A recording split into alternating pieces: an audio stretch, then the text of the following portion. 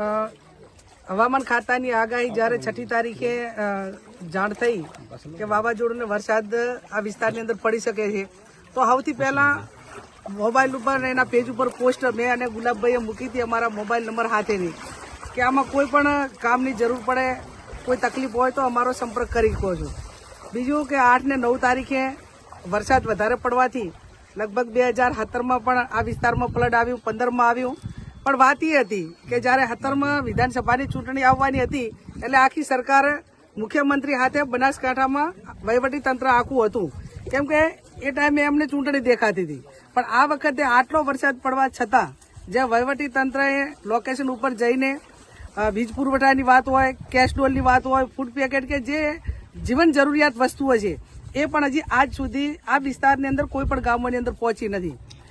મને સમાચાર મળ્યા કે રાજ્યના મંત્રી જગદીશ વિશ્વકર્માએ બેન માટે કરીને ટીકા કરી છે કે વિસ્તારની અંદર નથી અને જુનાગઢ છે. તો હજુ સુધી વહીવટી તંત્ર અમે આજ સવારથી ગામડામાં ફરીએ છીએ. અમારા જિલ્લા કોંગ્રેસ સમિતિના પ્રમુખ ગુલાબભાઈ 2 દિવસથી ટ્રેક્ટર લઈને તમામ ગામડામાં ફરે છે. 30 બોરી જેટલી બાજરી દળાવીને જ્યાં પણ આટાની જરૂર હતી, પીવાનું પાણી નહોતું તો એ પીવાના પાણીની બધી વ્યવસ્થાઓ કરી. અમે સરકારમાં ન હોવા છતાં અમારાથી જે કંઈ મદદ થાય અને અમે નવાઈ પણ નથી કરતા. એ અમારો એક આ વિસ્તારના લોકોના આશીર્વાદ કાયમી અમારી સાથે રહ્યા છે.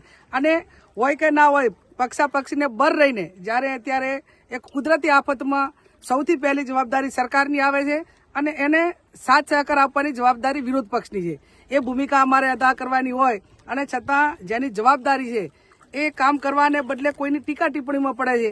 એટલે છટકવાની બારી જ્યારે ગોતતા હોય ત્યારે એમને આ વિસ્તારના ગામડાની મુલાકાત લેવી જોઈએ અને બનાસકાંઠાને વિશેષ પેકેજ આપીને જે એના રૂલ્સ છે સરકારના, કેમ કે આટલા ઇંચ વરસાદ થાય તો જ ખેડૂતોને સહાય મળે. આ તમે રસ્તામાં આવ્યા છો, કેટલું પશુધન મરેલું છે, કેનાલો બધી તૂટી ગઈ છે, જમીનનું ધોવાણ પણ એટલું થયું છે, મકાનો રહેવા માટે કોઈ મકાન રહ્યા નથી. આ 3 રોડ આ 5 કિલોમીટર સુધી તમામ લોકો આજે આ ભરડવાના એ રોડ ઉપર પશુપાલન લઈને બેઠા છે. એ વેદના જેને સ્થળ ઉપર રહીને જોઈ હોય એને થાય, ટીકા ટિપ્પણી કરવા વાળાને ન થાય. એટલે ટીકા ટિપ્પણી એ રાજકારણમાં એક બનાસડેરીના કર્મચારીઓ પગાર એક આપીને પણ અત્યારે સહાય બનાસ ડેરી આખી મદદ કરે ને તો નવાઈ નથી કરતી. બનાસ ડેરી એ કોઈ વ્યક્તિની કે કોઈ પક્ષની નથી, પશુપાલકોની મહેનત મજૂરીથી ઉભી કરેલી આ ડેરી છે. અને જયારે કુદરતી આફત આવે ને ત્યારે સૌથી પહેલા સહકારી સંસ્થાઓ કે જેને જિલ્લાના પશુપાલનને ખેડૂતોના પરસેવાથી એની અંદર એ સંસ્થાઓ સદ્ધર થઈ છે. અને આવા સમયે જ્યારે સહકારી સંસ્થાઓ રાજકારણ આગળ કરીને એને ટીકા ટિપ્પણી કરીને કે